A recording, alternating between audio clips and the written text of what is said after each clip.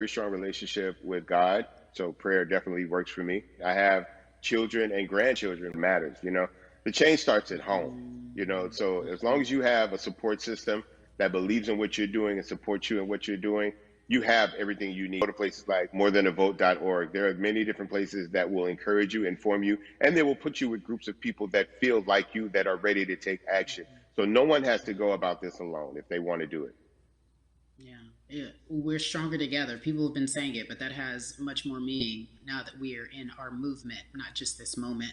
Bumby, it has been an education, always a pleasure. Thank you so much. I appreciate you. Keep fighting the good fight. Keep up the good fight.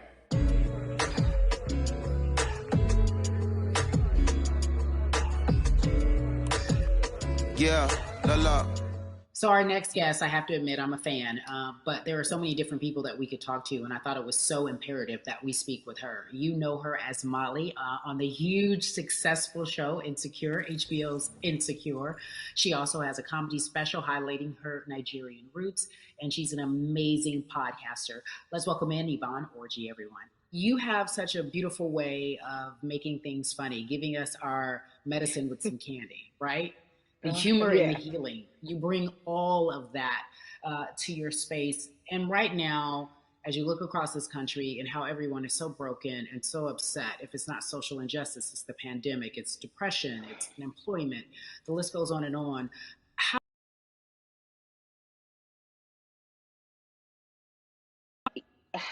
I'm rediscovering self in a way that is hard but necessary, that will lead to ultimate joy. I know it sounds like a lot, but no, I think I personally think that God put all of us on a global timeout. Like we just, America hasn't done as good as other people when it comes to timeouts because everyone else is out playing at recess, and we're still in the principal's office hoping and wishing we can come out.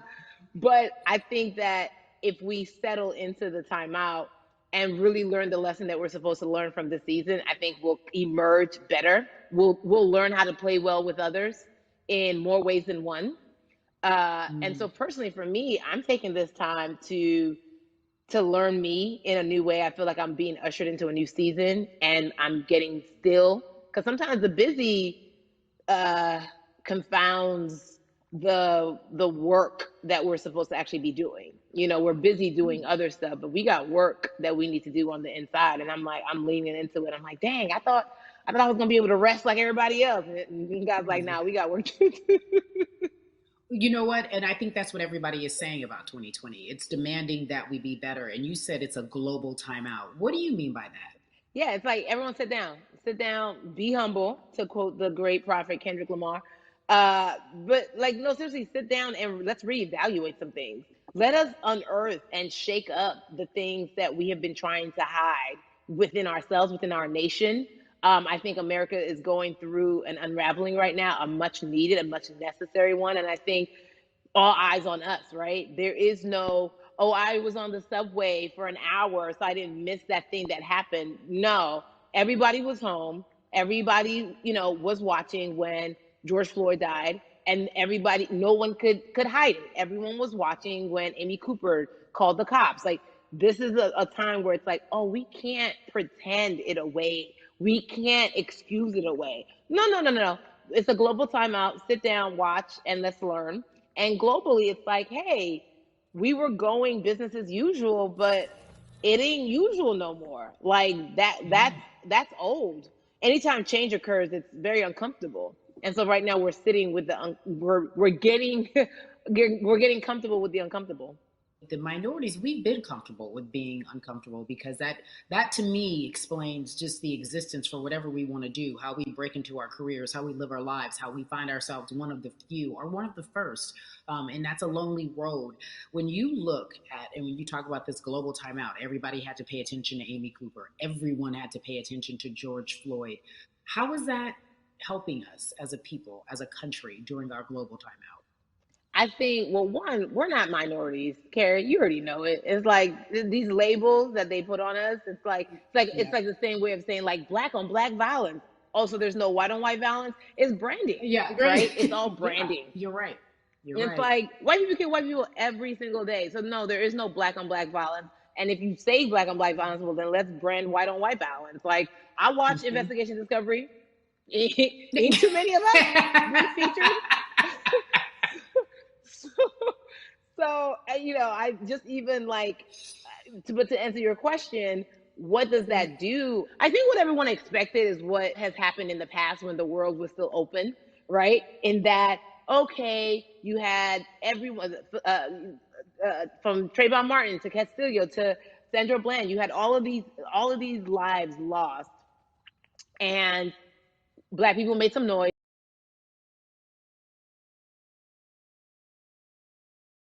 We started the Black Lives Matter movement, all of those things. And then white people kind of just like, oh, let's give them something. And then it's just like, is it over? It's like Oscar's so black. Okay, good. We gave some Oscars. Are we good now? Like, are we even? And it's just like, oh no. This is not about like a Band-Aid. It's like, yo, we might have to amputate the leg a little bit, but it's all right because by amputating the leg, we're gonna save the body. And so I think that's what's happening now. Like, America is realizing, like, oh, black people aren't just making a little bit of noise. Like, the protests are still out. The conversations are still being had. The change is still being demanded. And I think they're seeing, oh, this is not going away. And no, it's not, because we need systematic change. What a beautiful way to explore what is happening and describe our country. We might have to amputate the leg, but that's to save the body. That's what's happening right now. That's beautiful, Yvonne. And to that end, I have to ask you this, because the way that we do that, we use our voice. And our voice right now in this world, in this country, is our vote. And everyone talks about voting and how important it is, but I feel like more than ever, we understand that it's not just about voting every 4 years for the man in office. It's about your local elections. It's about the mayor. It is about the district attorney, the people who have the power to bring charges against police if police brutality is an issue in your community. If you care about your school district, you can run for the school board. I ask this of you, right? Your parents are from Nigeria. You are Nigerian. You talk about that very lovingly. What does voting mean for you? I think voting is power. I remember, I became a naturalized citizen back in the 90s when, because I was still a minor, my mom naturalized, and so we were able to do it under her. And just even that power of, like, we are American citizens and all the access that we have by being citizens, one of those accesses and those access to power being voting, it's a big deal. It's a big deal because not only do we have the opportunity to be in this country, but now we can be of the country. We can be of the systems. We can be of the rules. We can be of what it actually affords. But I think going back to your earlier comment about just the setup of systems, I think we are done a disservice, either it's schools or whatever it is. And I'm not putting teachers on blast. I think teachers do a phenomenal job, but for some reason, we do not, and give them all the raises. I know too many parents who are like, this child of mine, I do love them, but hey, where can I drop them off? And I do think that there is a disservice done because, again, when we talk about them, to your point, we talk about every 4 years. It's important to vote for the presidency. We don't realize, like, oh, snap, we actually can vote about, like, how much our libraries get. It's like small things like that, but they make a big difference. When you think of voter suppression in this country, what does it look like for you? It's the systems. When we talk about voter suppression, we also talk about systematic racism, right? It's all the systems that set up. And we've normalized, okay, maybe your job will give you a half day, or maybe, you'll be able to get this luxury. It shouldn't be a luxury. It should be built into the system. It should be built into the fabric of how we vote. But maybe you'll be able to get this luxury in order to enable you to go vote. Think about everything disenfranchised, marginalized Black person has to endure in a day. So in a day, you need to get to work. If something happens to your car, if something happens to your child care, if something happens to, there's so many factors along the way that can send you into a tailspin as an American. And then you add on as a person of color. If you're just trying to get to vote and you already have to go through all of these hurdles and hoops in your everyday life, imagine the one day when your voice really is supposed to matter the most in this country, but then you also see all the times that you tried to have your voice matter, and then it's been shut down, repressed, told it doesn't matter. And then you're kind of like, what's the point? How do we keep hope though? If I'm watching this right now, how do we as a people stay hopeful? How do we believe in the promise that these quote unquote forefathers have given us? Because have you met black people? By default, like hope is infused in our DNA. Like, you know what I'm saying? Like, like if we haven't been broken now through, be it through slavery, through capitalism, give it to me. through Give it to me. colonization, through segregation, Yeah, right. through, I mean, listen, the history of black people in this country is, at one point we were 3/5 the people. Mm-hmm. That's it. That was a written law. And look at us now. We are whole. We are black girl magic. We are black boy joy. We are, you know what I'm saying? What I think about in terms of giving us hope, right? We're making a lot of people nervous right now, Carrie.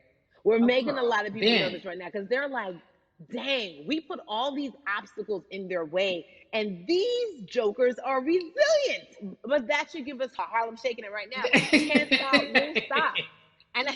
And I think that's our motto. We can't stop voting and we won't stop voting. We can't stop marching and we won't stop marching. We can't stop thriving and we won't stop thriving. To that end, because you led me directly there, I've been asking everyone who's appeared on this platform, what does activism look like? And I feel like back in the day, we had an idea. Yes, it is marching. Yes, it is protesting. Yes, it is speaking out against things that we feel are not right or unjust. But talk to me about what activism looks like for Yvonne Orji. Listen, activism, I think the beauty of activism is that it has many faces, right? You're going to have the people on the front lines. Like, you know what?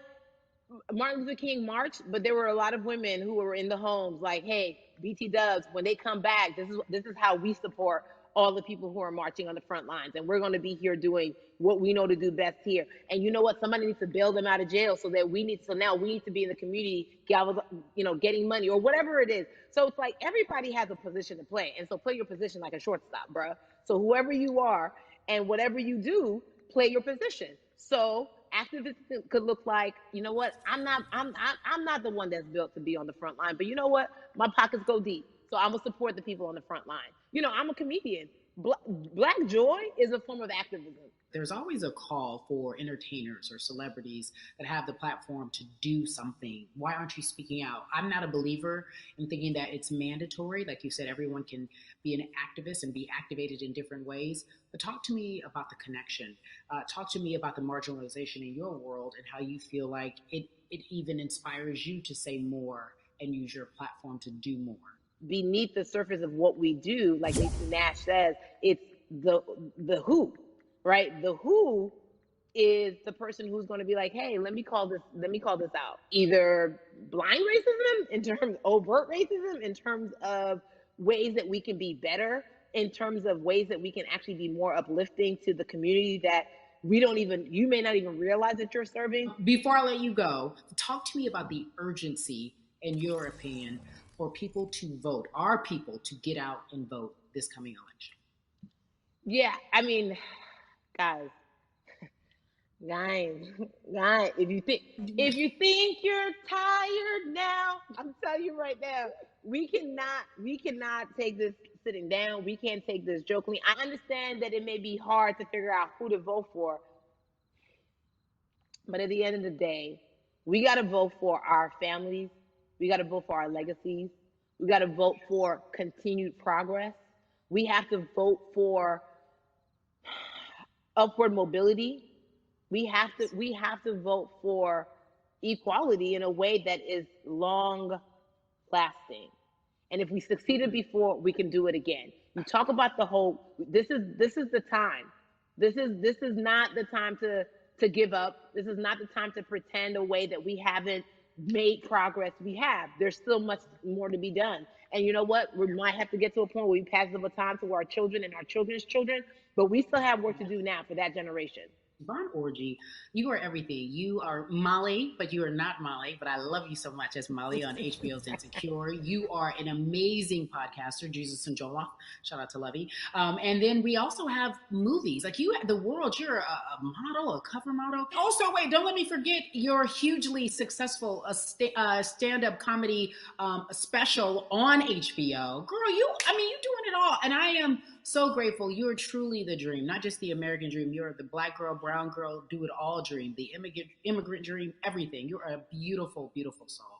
I really, really mean that from the bottom of my heart. Yvonne Orgy, ladies and gentlemen, nothing but the best and excellence personified. Thank you so much, my friend. I love you so much, Mama. Mwah.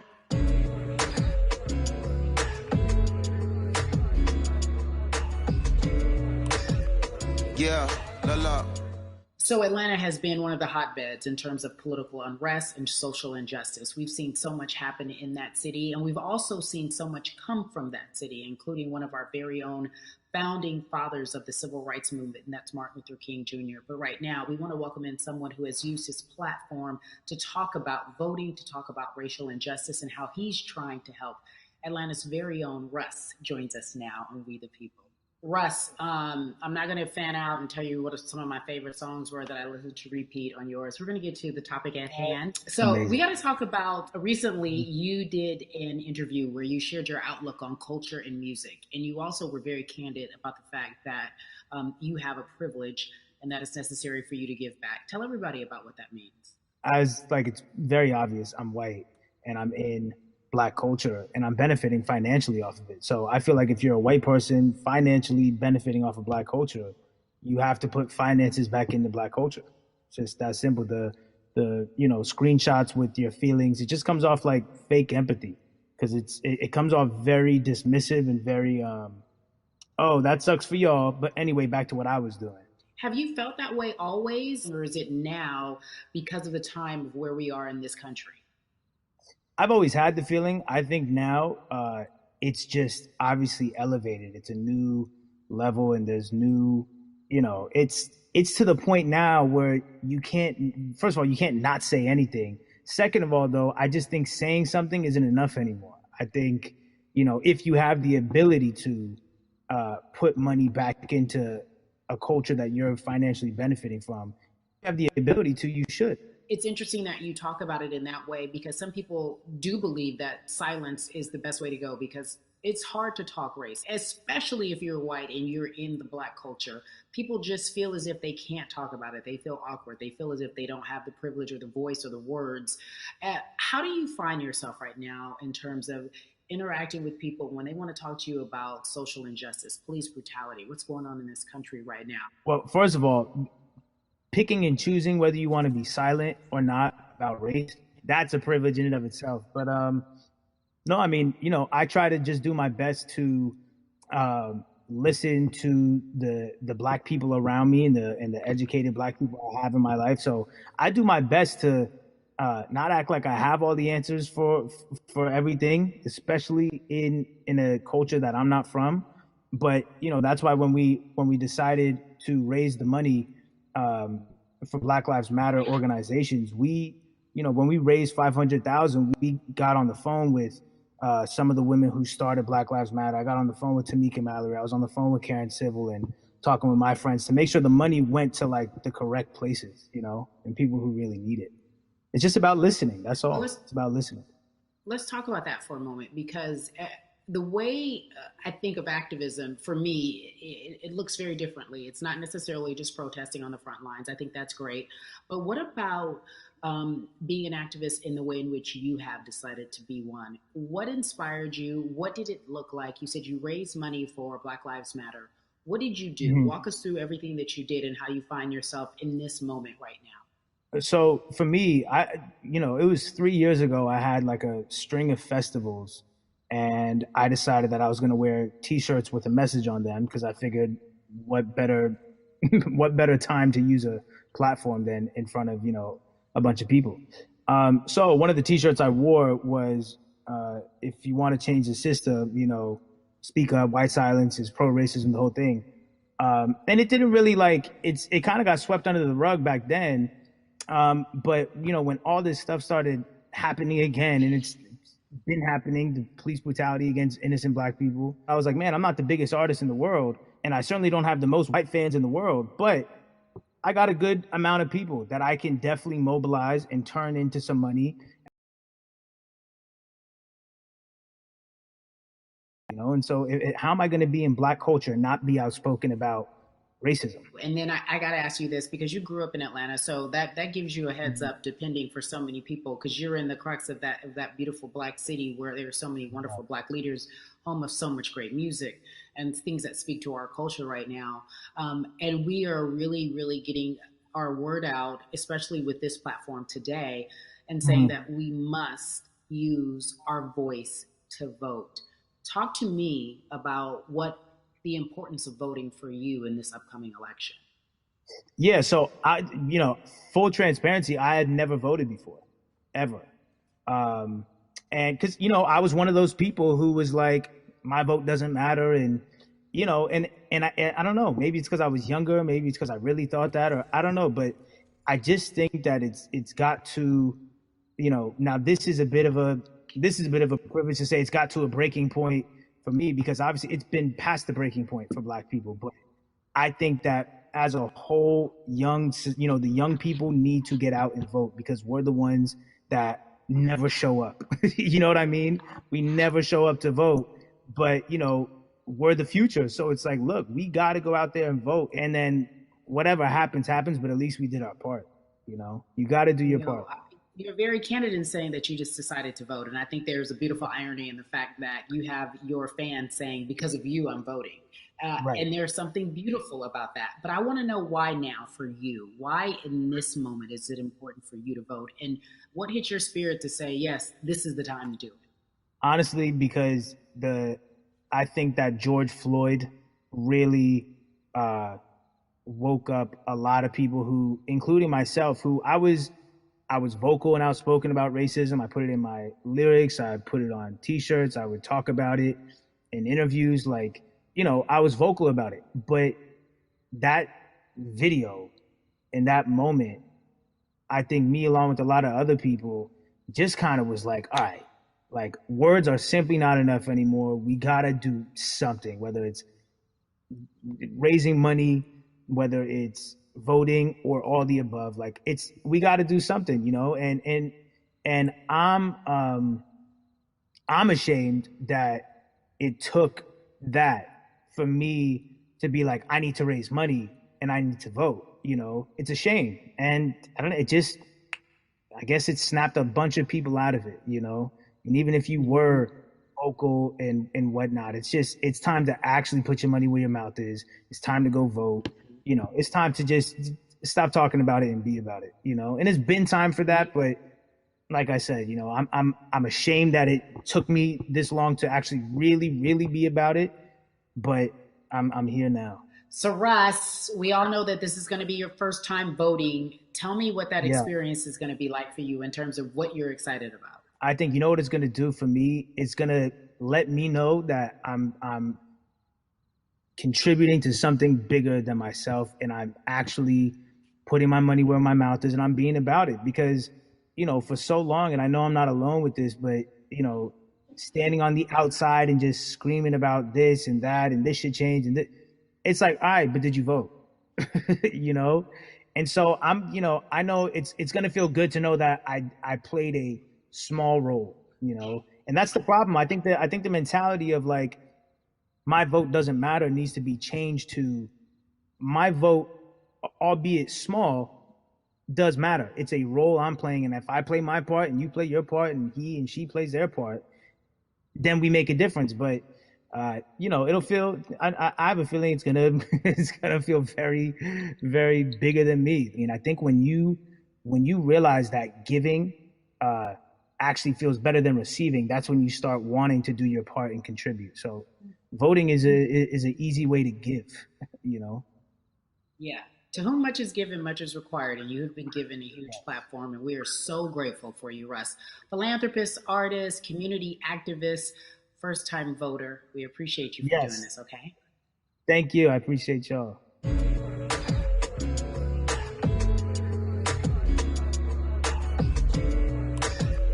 Yeah, look. So, cities like Atlanta and Chicago have been at the forefront of the discussions, especially now in this country when we're talking about COVID-19 and systemic racism, as well as police brutality and what we can do in this country. Again, we're continuing our conversation, letting you know that your voice is your vote and your vote is your voice. We can change where we are in this country. Currently, I'd like to welcome in Chicago Cubs right fielder Jason Hayward. I appreciate you. I brought in Atlanta and Chicago because I know you grew up in the metropolitan area of Atlanta, more specifically McDonough, let's be technical. And you have been very vocal throughout this entire time in terms of what our country's been experiencing. Let's look at the past month and a half, if you will. What has been the hardest thing for you to deal with? The hardest thing for me to deal with, Carrie, this last month has just been going from the virus shutting everything down to us being called to action. We've had multiple police brutality situations.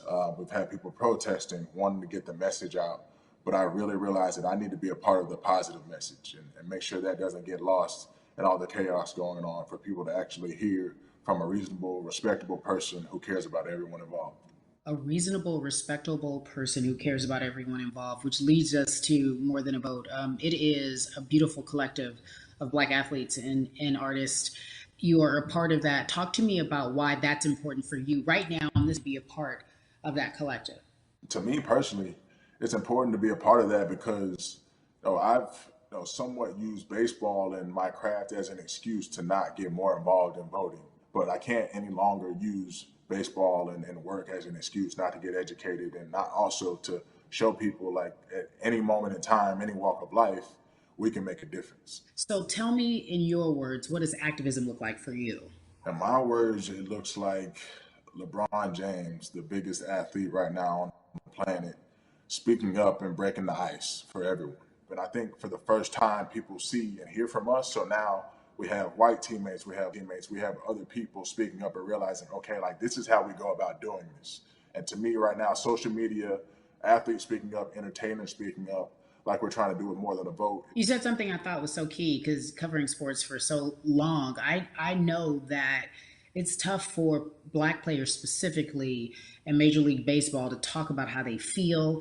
Adam Jones did it in a very eloquent way early on, but there are very few that are vocal. You said you all were afraid. Why use that word, and why were you afraid? You was afraid because in 2019, there were 68 of us total. And there are 38 teams. There's 25-man roster on each team. There's a 40-man roster, which is on each team as well. And there aren't many of us. So we're outnumbered in that sense, but not always in a negative way when it comes to our teammates and our clubhouses. But to get to this point, you have to move a certain way. You got to be careful what you say. You can't ruffle feathers. You can't come off in any way. Much like other Black entertainers, much like yourself, probably having to live through life every day. But to get to the highest level, you got to button up. You got to be seen and not heard. So baseball is, like I said, it was time for us to try and speak up and make a difference and show it's okay to do so, because we can't be quiet any longer. That is a button up, be quiet, be seen but not heard. That is an expression that a lot of Black folks can relate to in whatever aspect of professionalism that they experience, especially if they don't work for themselves. They just feel that. That is also a socialization that we have as Black folks, especially, like you said, if you want to get to the higher level. And for so long, I felt it bubbling right underneath the surface that so many of us who were in whatever positions we were, who had platforms, were tired of pretending and looking the other way and spending so much time making others comfortable while we were uncomfortable. Do you feel that this is the type of movement that is sustainable, or is it just for a time? No, it takes everyone joining in on the conversation. And right now, I feel like more than ever, there is little things as possible to distract from bigger issues. And we saw on draft day, we saw our president, Theo Epstein, holding up the sign saying Black Lives Matter and wanting to include the rest of MLB in that. It's not always just going to be the popular thing to do. This is something that people want to get right because they know we care. Jason, you said you think it's sustainable, that what you're seeing, especially with your colleagues in baseball, that this can be something where you're feeling more comfortable, feeling more safe to share how you feel about social injustice and police brutality. What are you doing right now in this moment with your platform to help change how we look at voting and how to educate the culture and the community about voting? Well, first, what I'm doing, Carrie, is joining up with More Than a Vote and joining up with other athletes and entertainers to get that message out and use our platform in that sense as a group. And try to create a brand with this to make it something that's not just about the election coming, make sure that it's about people getting educated for years to come and figure out where to vote and how to vote. We've got people in different areas that cover different demographics and influence different areas of people. And as a baseball player, as a Black baseball player, I feel like now, like we talked about, is finding the time to show people that you can use your voice in this profession. You don't have to be afraid. And to me, that can help a kid growing up. He can see me, he can see other guys that were in the video we posted saying, hey, this is what they're standing for. They're speaking up for these things, and it's okay to want to play baseball. It's not lame. It's not something I have to be as afraid of as I was before. So I feel like that's my role in this. I have a younger brother as well. He's 24. He also plays baseball. So I've got to lead by example. I can't just always, come up with a good answer that sounds good on TV when I get asked a question on, what do we need to do to make changes. I'm joining up here to make sure that I take action and get educated myself.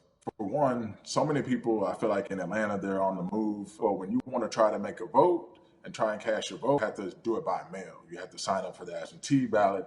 Then you have to get another ballot in return. They have to send it back to you. Well, for me personally, they didn't send that back until it was too late, right? We didn't get it in the mail to the address that's an Atlanta address at my parents' house. We didn't get that in the mail until it was too late. And then from other friends and family that are still in Georgia right now, I just hear about them being held in lines too long and trying to get off work. And we know how it is for any family, but let alone a Black family in the city or in the suburbs trying to take care of their family and trying to provide for them. You try to get off work, and then you're like, wait a minute, you start looking at the clock. It's like, oh, this is not going to happen today, right? And so I saw, Mayor Keisha Bottoms, reach out via social media to people and say, hey, I'm going to address these issues right now. I need y'all to stay in line to cast your votes. Keep hanging in there. So to me in Georgia, that's what that looks like. Well, it's interesting that you even bring that up because there have been all these images specifically from Georgia, because that's such a battleground, where you see people, especially when it came to the primaries, doing whatever it takes. And this is real life voter suppression that you're talking about. It's been happening for decades. It's not fake. What you're saying, these examples of sending you your ballot too late after the fact or shutting down the polls at 6 o'clock while people still are in line, that's a real life issue. There needs to be some type of change. And I think that what we're doing right now is fair. But the idea of voter suppression, do you think that is well known, especially with folks, within the generation, your generation? I think it's known in our communities, right? I don't think it's spoke on enough. I don't think there's been enough light drawn to it. Bring it to light. Let people hear about it. Let people learn about what that looks like. And get more people to say, okay, look, like this is going to happen. We have to expect this, and we can no longer make the excuse. We can't say they didn't warn us. Jason, everybody knows, or it feels as if everyone knows that the time is now. America's paying attention to us. We have their eyes. We have their ears. If you look toward the future, what are you most excited about in terms of seeing a change? I'm excited about how fast the word is traveling. The word is being spread right now. The biggest athletes, the biggest icons, biggest entertainers are doing their part, but I'm also seeing people out there on the streets doing their part. When so many things got lost, could have very easily got in the commotion when it came to protests, and you saw rioting, you saw looting. People still stood their ground, and people still went out there and said, look, we're doing this for the right reasons. We're going to come together. We're going to use drones. We're going to use social medias. I feel like this is a new wave of getting things done the right way and just spreading the message. You're right about that. And you're right. People are spreading the word unapologetically. We out here. We doubling down. Thank you so much. I appreciate you. Right.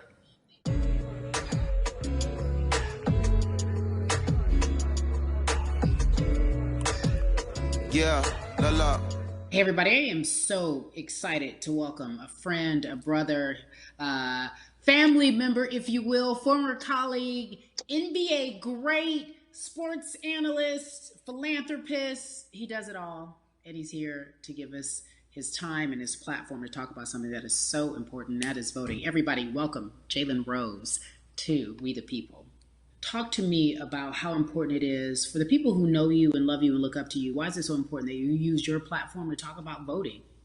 Initially, we have to get past the stigma of the mental systemic racism that comes with the presidential race, governors, mayors, senators, judges. We've been conditioned to believe that our vote does not matter. So usually when we looked up at all of those races and people that were running, not only did they not look like us, we didn't believe they were there to represent our best interests. So therefore, as a collective, we didn't mobilize until Barack Obama, and we felt a sense of hope that finally our country is going to do something that we felt would never happen in our lifetime. And I remember being at the inauguration in 2008. I made sure I was there. And we voted. In 2016, we didn't vote, Carrie. We didn't vote. And so many people try to make this political. This is not political. Me telling somebody to vote is like telling somebody to pay taxes. So that's one, getting over the stigma of nobody is going to represent our best interest.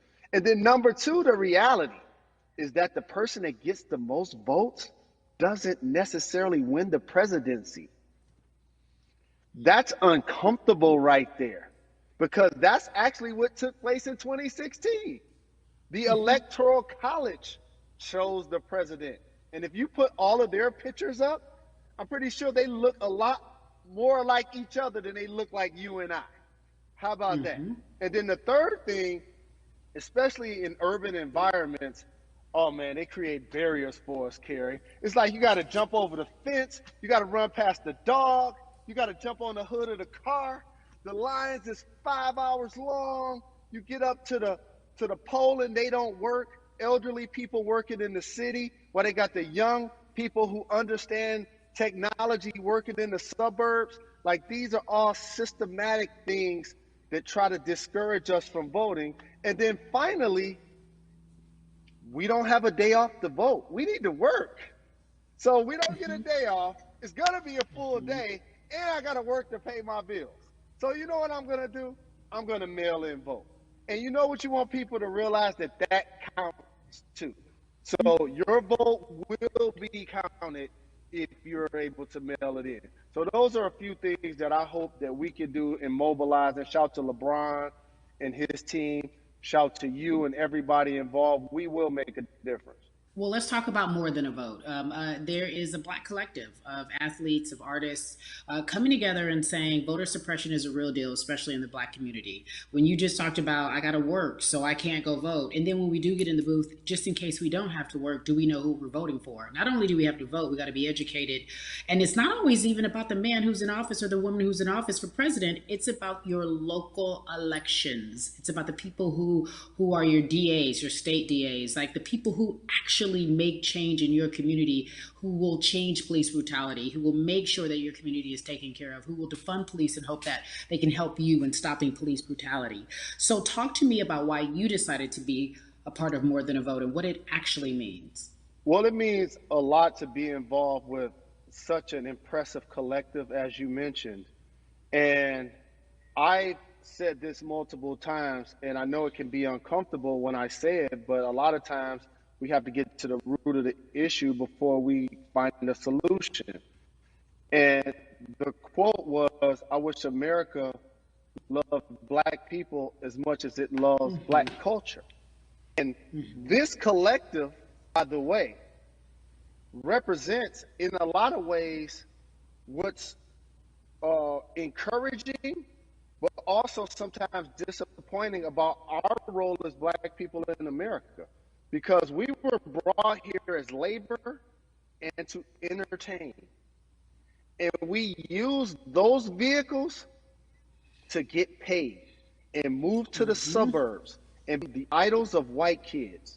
And so now that we have this collective, I would say sports entertainment represent the most powerful group of black men in the United States. I'm talking about money, power, celebrity, the ability to mobilize, community involvement, their leadership, their intellect. And so to have all of us pull it in the same, we're passionate about, is going to be a difference maker, but it's definitely going to be a difference maker in the 2020 vote, because we're going to make sure we inform everybody that they can let their voice be heard, and failure is not an option. Jalen, what does voter suppression look like to you?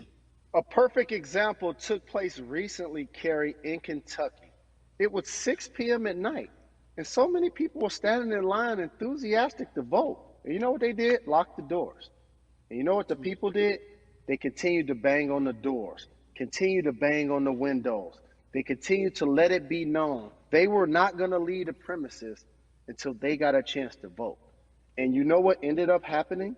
They opened those doors and allowed those people to vote. So do not be discouraged. These barriers show you that it matters, and we're here to help you break through them. The same thing with our platforms and voices, Carrie, because you know what's going to happen. At some point, Breonna Taylor is not going to be trending anymore. People are not going to be protesting anymore. But it's still up to us to keep making sure that our voices get heard, and this is one way to do so. Right, and that is a form of being activated, being an activist. It doesn't have to be protesting. It doesn't have to look like what you think traditionally activism looks like. It's voting. It's that simple. We now have to understand, like, this is a critical mass moment for this movement to continue to hold up as much steam for as long as possible. And that's what this collection is going to hopefully allow for that situation to happen. Jalen, in today's age of technology, it should be easier to vote. No doubt. It's like we call these devices smartphones, but yet I can't vote from them. All of the things that we do in our lives are in our phones. All of these barriers are things that people will need to overcome in order to create a level of enthusiasm to vote. And again, this is not political. It's your right to do so. And there's so many times where you feel like somebody may have gotten done unjustly in your community. Pay attention to who the judges are, who's running for Senate, mayor, governor. Pay attention who's running for president. And let's make sure in 2020 we make a difference.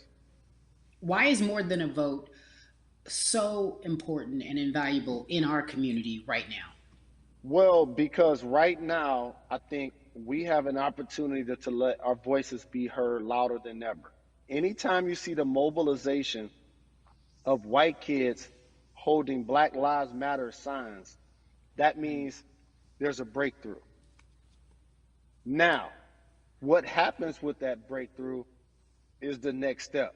You're going to look down in your email, Carrie, you're going to see all of these companies telling you how they're going to work on their diversity, how they're looking themselves in the mirror. They need to make change, just like in sports, right? Look on the field, on the court, all those black players. The further you get up, it's like altitude or a ladder. It gets thinner and thinner. And so a lot of people talk about the system being broken. I hate to remind people that it's not broken. It was built this way. And one of our ways to help change the system is to vote. So that's why more than a vote is so very important, so we can make sure everybody participates and gives themselves an opportunity to let their voice be heard. I think it's interesting because you talked about Black men being very powerful in the U.S. if they're athletes and entertainers, because for so long those have been the only avenues traditionally to create wealth. The NBA season comes back. What are your feelings on that is happening? I think you'll see players challenging the establishment more. You're going to see them saying, okay, if you have all of these marketing and promotional deals, how many of them are with minorities? How many people are you employing in NBA? What about certain teams? Who do you have as a minority owner Or what about the candidates that you have for positions of power? NBA players have proven as blacks that they are now movers and shakers in the game. They're now the dog, not the tail. So if they decide not to play, some of the biggest social changes and conversations have taken place in sports that weren't during the game. Colin Kaepernick was before the game. The Ali Summit was a press conference. So they could mobilize if they chose to. But when and if you do play, challenge the league. Black Lives Matter on the jerseys. Continue to make sure that every time people are watching the game, they're also seeing the movement happen. Jalen, I appreciate you because you are always entertaining and informative at once. I really, truly am looking forward to the NBA season. Thank you for working with More Than a Vote because your voice, your platform, all of it is needed, my friend. Be safe, okay? Yes, ma'am. I love and appreciate you. One call away always. Thank you. Love you, brother. Love you too. Every conversation that we had today, I hope was helpful for you. I am so grateful to everyone who came on with me to talk about what's going on in our culture and how we need to change. Huge shout out to Jalen Rose, Bun B, Jason Hayward, Yvonne Orgy, and Russ. Their words were inspiring, but also important and invaluable. I hope your phone is full with all the information that we've been able to place in front of you. Again, you need to check out these resources because they are so important because we want you to vote. That is your voice. It is important. We, the people, want you to vote. So go to morethanavote.org, fairfight.com, and whenweallvote.org. Again, thank you so much for joining us and paying attention because this message, again, is invaluable. I'm Carrie Champion for We the People.